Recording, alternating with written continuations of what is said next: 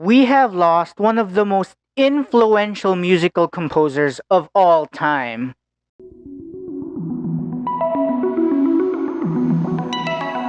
Hey guys, this is Hans Lim for Banner Media, and today I want to reflect on a recent death in Hollywood. Ennio Morricone passed away last week after he fell and fractured his femur. When I heard that news, I was just completely heartbroken. You see, Ennio Morricone was one of the best musical composers of all time. He had 520 albums under his belt. He had sold over 70 million records. He had composed scores for more than 400 TV and film productions. To me personally, you can put his name next to Mozart or Beethoven. When you hear his music, it can either mend your soul or shatter your heart. So when word got out last week that he had just passed away, I was just shattered. My heart just completely broke. The Italian composer was well known for his collaboration with Sergio Leone's films. Sergio Leone was credited as the creator of spaghetti western films. And Ennio's score to his films was able to intensify or humanize the scenes. The good, the bad, and the ugly theme is still played today, is still recognized, and it's still being sampled. In fact, Metallica, the heavy metal band, plays Ennio Morricone's theme in the intro of their concerts. One of the most disturbing scenes in The Good, the Bad, and the Ugly was the interrogation of Tuco. In this scene, the band plays the story of the soldier. The band plays the song loudly to hide the screams of Tuco. And I am certain that you will ugly cry at the end of Cinema Paradiso when you hear the love theme for Nata. Ennio further cemented his legacy to the new generation when he worked alongside Quentin Tarantino for The Hateful Eight.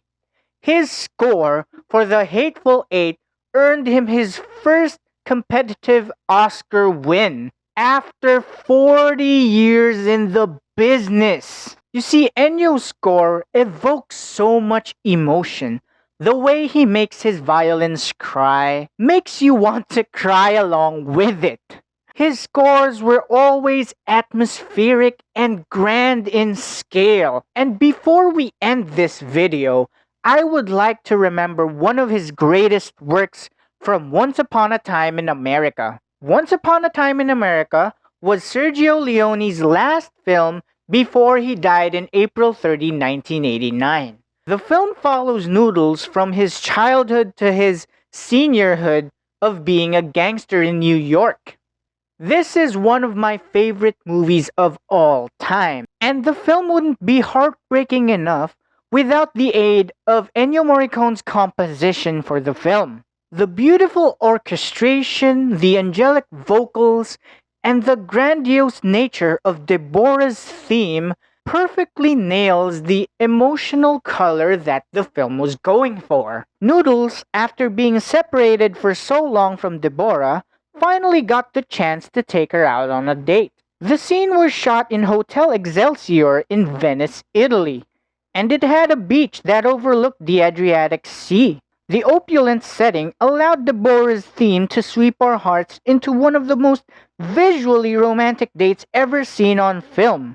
Ennio didn't focus on the complex composition of the theme. Instead, it concentrated on the sentiments, which made it more effective in plucking our heartstrings. And this permitted emotional manipulation that we give to Ennio was what made the next scene more heartbreaking to see. In an interview made by ASX with Sergio Leone, he said, "I've always said that my best dialogue and screenwriter is Ennio Morricone, because many times it is more important a note or an orchestration than a line said.